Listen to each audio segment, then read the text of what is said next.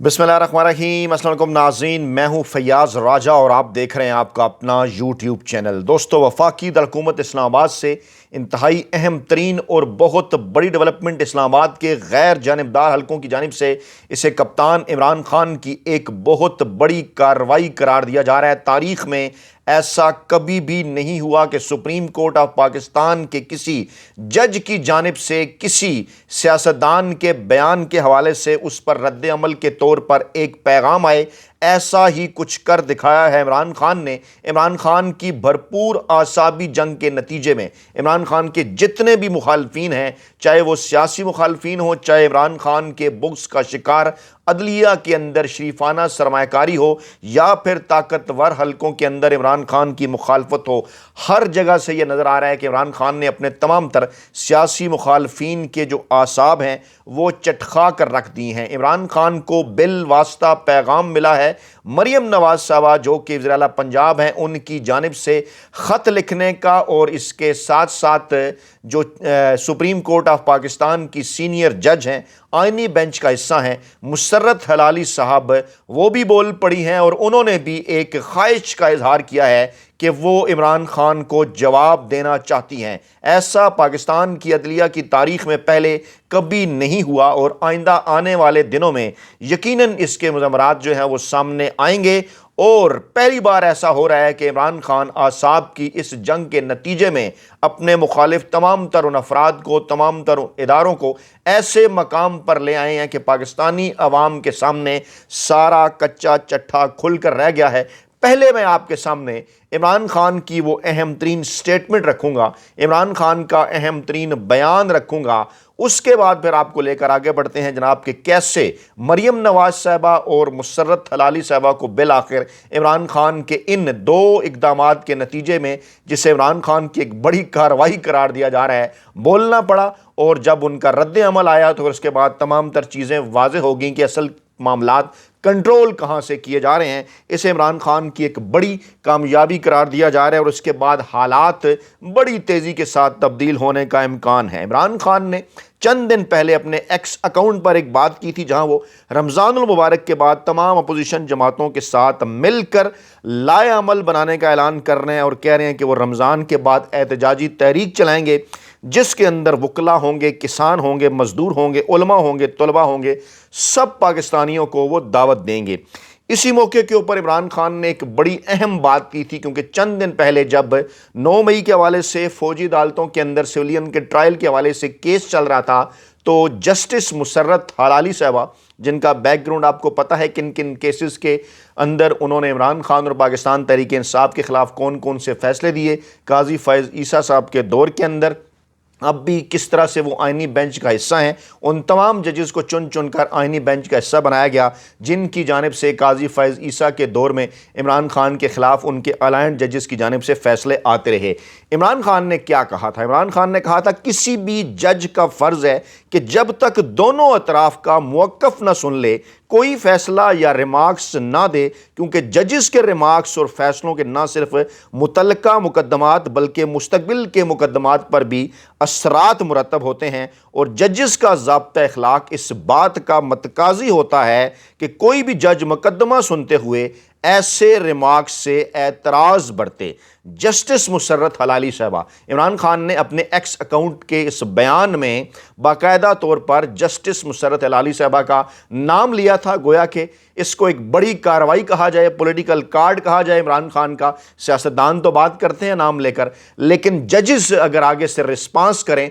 तो इंतहाई गैर मामूली होता है। और आज मुसर्रत हलाली साहबा ने इसके ऊपर रिस्पांस कर दिया, जो कि वाज़े तौर पर इस बात को जाहिर करता है कि हीट पहुंची है इमरान खान के बयान की। इमरान खान ने कहा कि जस्टिस मुसर्रत हलाली साहबा को 9 मई के वाक़े पर यकतरफा रिमार्क्स देने से कबल दोनों अतराफ़ का मुवक्क़फ़ सुनना चाहिए। अभी तक इस वाक़े पर कोई शफाफ कमीशन नहीं बना और ना ही कोई अदालती तहकीकात की गई हैं। पुलिस और एजेंसीज़ ने जो मुकदमात 9 मई के हवाले से बनाए हैं उन पर अदालतों में कोई सबूत पेश नहीं किए जा सके और इस वाक़े की सीसीटीवी फुटेज तक गायब है। Supreme court Islamabad high court से मेरे अगवा को गैर कानूनी करार दे चुकी है। कानूनी नुकात इमरान खान साहब ने उठाए। आगे चलकर उन्होंने कहा कि 9 मई के वाक़यात में जुल्म भी हम पर किया गया, کارکنان بھی ہمارے شہید کیے گئے، الزام بھی ہم پر لگایا گیا اور سزا بھی ہمیں دی گئی، اور 9 مئی کے دن جس طرح قوم کی ماؤں بہنوں کو سڑکوں پر گھسیٹ کر ان کی توہین کی گئی وہ شرمناک ہے۔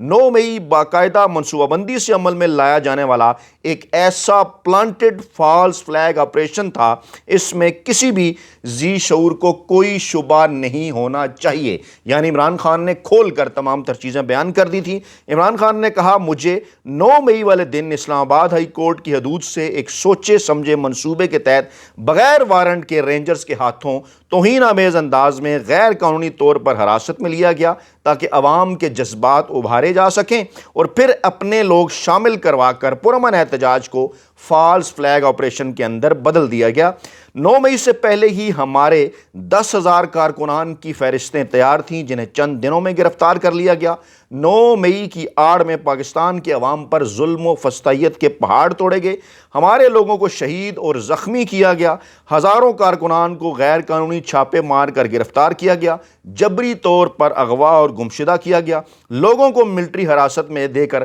تشدد کا نشانہ بنایا گیا۔ ہمارے کئی لیڈران اور کارکنان ابھی تک ان مقدمات میں ناحق پابند سلاسل ہیں، اور 9 مئی کا مقصد تحریک انصاف کو کچلنا تھا، اور یہ سلسلہ اب بھی جاری ہے۔ 9 مئی کے جھوٹے بیانیے کی آڑ میں لوگوں کے بنیادی انسانی حقوق سلب کر کے ان سے جینے کا حق چھینا گیا۔ ملکی تاریخ میں اس سے پہلے صرف سقوط ڈھاکہ کے وقت کسی سیاسی جماعت کے ساتھ ایسا سلوک کیا گیا تھا کہ عورتوں کی حرمت اور بچوں تک کا لحاظ نہیں کیا گیا۔ اب ایک بات واضح ہے کہ نہ صرف عمران خان کے ایکس اکاؤنٹ کو باقاعدہ طور پر وزٹ کیا جاتا ہے سپریم کورٹ آف پاکستان کے آئینی بینچ کی جانب سے، کیونکہ آپ کو یاد ہوگا سقوط ڈھاکہ کا ذکر بھی کل آیا اور کہا گیا کہ اس کا کچھ اور کانٹیکسٹ تھا، اور آج جب مسرت حلالی صاحب نے اس کے اوپر رد عمل دیا تو وہ بڑا انٹرسٹنگ تھا، جو کہ بلا شبہ اس معاملے کو عمران خان کی کامیابی کی طرف لے جا رہا ہے۔ عمران خان نے کہا ہمارے 12 مطالبے کے باوجود 9 مئی اور 26 نومبر پر جوڈیشل کمیشن قائم نہیں کیا گیا۔ اگر جوڈیشل کمیشن کا قیام ہو جاتا تو عوام کے سامنے سب حقائق آ جاتے۔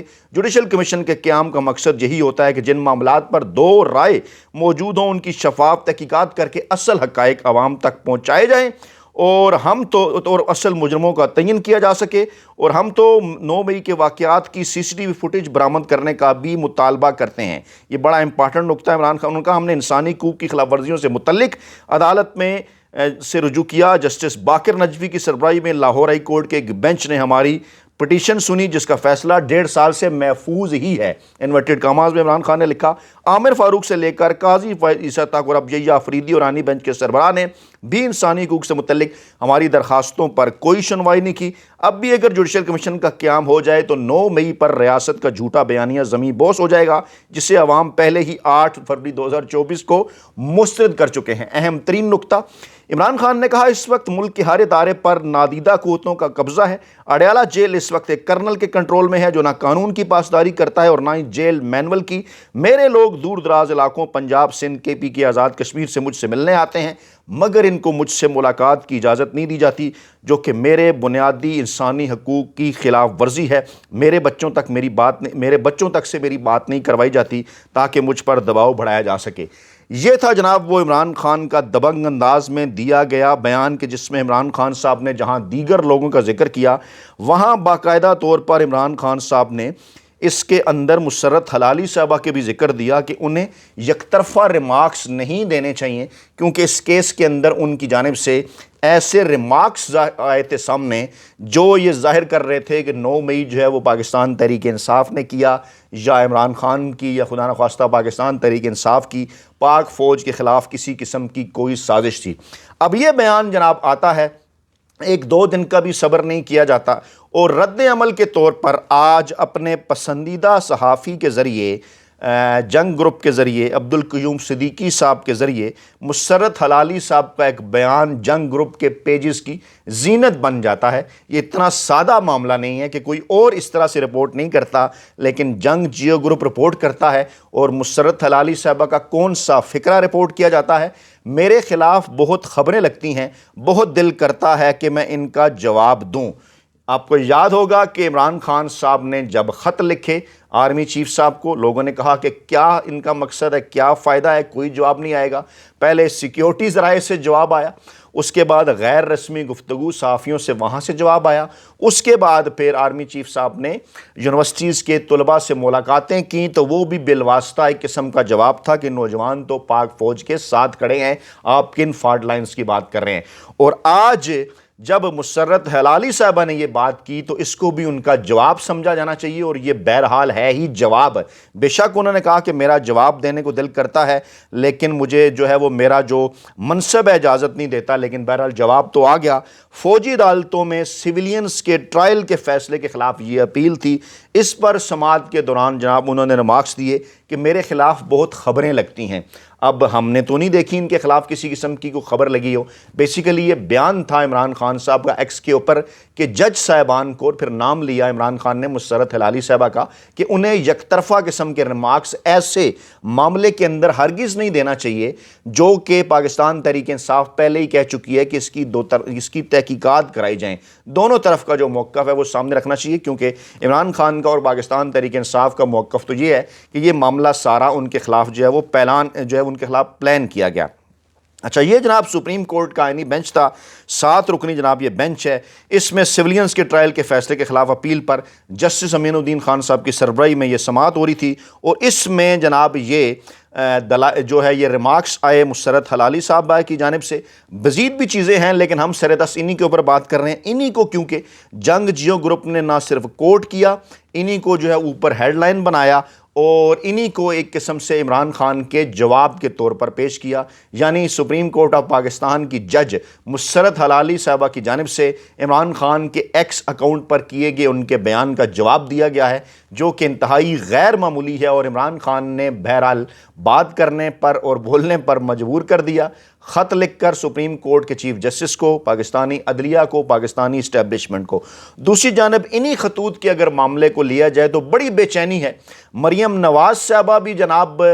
ان کی جانب سے بھی بالواسطہ طور پر اس خواہش کا اظہار کیا گیا، جسے پاکستان تحریک انصاف نے پکڑ لیا، اور پاکستان تحریک انصاف نے یہ دعویٰ کیا کہ اصل میں تو مریم نواز صاحبہ یہ چاہتی ہیں کہ عمران خان انہیں خط لکھیں کیونکہ ان کو اپنی اہمیت کا احساس نہیں ہو رہا۔ مریم نواز صاحبہ کو عمران خان خط لکھیں گے تو ان کو اپنی اہمیت کا احساس ہوگا، کیونکہ بالکل فرعونیت تھی ان کے لہجے کے اندر۔ نارووال جلسے میں جب انہوں نے کہا کہ عمران خان اب میری قید میں ہے، عمران خان کی رہائی کی چابیاں میرے پاس ہیں، عمران خان نے انہیں بھی بولنے کے اوپر مجبور کر دیا، جس کے جواب میں بیرسٹر سیف کا آج رد عمل آیا۔ پاکستان تحریک انصاف کے ترجمانوں میں سے ایک ترجمان ہیں، انہوں نے انکشاف کیا اس بات کا کہ مریم نواز صاحبہ چاہتی ہیں کہ عمران خان انہیں خط لکھیں۔ جی ہاں، مشیر اطلاعات ہیں خیبر پختونخوا حکومت کے بیرسٹر سیف صاحب، انہوں نے یہ دعویٰ کیا کہ مریم نواز شریف صاحب نے اس خواہش کا اظہار کیا ہے اصل میں اپنے اس بیان کے اندر کہ عمران خان انہیں خط لکھیں، لیکن ان کی یہ حسرت پوری نہیں ہوگی۔ یہ جو رد عمل ہے پاکستان تحریک انصاف کا، اس نے جناب اس وقت بے چینی پھیلا دی ہے نون لیگ کے صفوں کے اندر۔ یقینی طور پر اب وہاں سے بھی مریم اورنگزیب ہوں یا عظمہ بخاری ہوں یا عطا تارڑ ہوں یا دوسرے اس قسم کے لوگ ہوں، طلال چودھری صاحب ہوں، ان کی جانب سے جواب ایکسپیکٹ کیا جا رہا ہے، کیونکہ کہا ہے بیرسٹر سیف نے کہ مریم نواز جو ہیں وہ عمران خان کے کینسر ہسپتال کے منصوبے سے لے کر ہر منصوبے کی نقل کر رہی ہیں۔ مریم نواز عوام کے اوپر توجہ دیں، اور جو مہنگائی، بے روزگاری اور قرض تلے دب چکے ہیں ان کا عمران خان صاحب کے ساتھ مقابلہ نہیں ہو سکتا، کیونکہ عمران خان جو ہیں وہ کروڑوں پاکستانی عوام کے لیڈر ہیں، جبکہ جو مریم نواز صاحبہ ہیں وہ جناب فارم 47 کی لیڈر ہیں، اور حکومت لینے کے باوجود اس وقت نہ صرف نواز شریف دکھی ہیں بلکہ مریم نواز صاحبہ بھی دکھی ہیں۔ یقینی طور پر یہ ایک بڑا بیان ہے، اور خاص طور پر یہ جو دو چیزیں ہیں آج کے اس ماحول کے اندر، اگر ہم ان کو لنک کر کے دیکھتے ہیں، وہ جو لوگ عمران خان کو اپنی طرف سے مائنس کر چکے ہیں، وہ لوگ جو کہتے ہیں جناب کہ عمران خان کا بیانیہ نہیں ہے، وہ لوگ جو کہتے ہیں جناب عمران خان پاکستانی سیاست سے مائنس ہو چکا، ان کو اب اچھی طرح سے اس بات کا اندازہ ہو گیا کہ عمران خان اگر کسی قسم کا کوئی بیان دیں اور اس کا رد عمل اسٹیبلشمنٹ سیکیورٹی ذرائع سے دے، غیر رسمی گفتگو سے دے، اس کے بعد پھر سپریم کورٹ آف پاکستان کی جو جج صاحبہ ہیں آئینی بینچ کے اندر شامل ہیں، وہ اپنے ریمارکس کے اندر اس خواہش کا اظہار کریں کہ وہ بھی عمران خان کو جواب دینا چاہتی ہیں۔ مریم نواز صاحبہ جو کہ فارم 47 کے تحت پاکستان کے سب سے بڑے صوبے پنجاب کی وزیر اعلیٰ ہیں، وہ بھی جب اس خواہش کا اظہار کریں اپنی اہمیت جتانے کے لیے کہ جناب ان کی بھی یہ خواہش ہے کہ عمران خان انہیں خط لکھیں، تو پھر اس کا مقصد کیا ہوا، اس کا کرکس کیا ہے؟ اس وقت پاکستان کی جتنی بھی سیاست ہے، اس وقت پاکستان کی جتنی بھی عدالت ہے، جتنی بھی وکالت ہے، جتنی بھی صحافت ہے، وہ تمام کی تمام صرف اور صرف ایک شخص کے پیچھے گھوم رہی ہے جس کا نام ہے قیدی نمبر 804۔ اپنا بہت خیال رکھیے گا، دعاؤں میں یاد رکھیے گا۔ نئی ویڈیو کے ساتھ جلد حاضر ہوں گے۔ فیڈ بیک ضرور دیجیے گا۔ اللہ نگہبان۔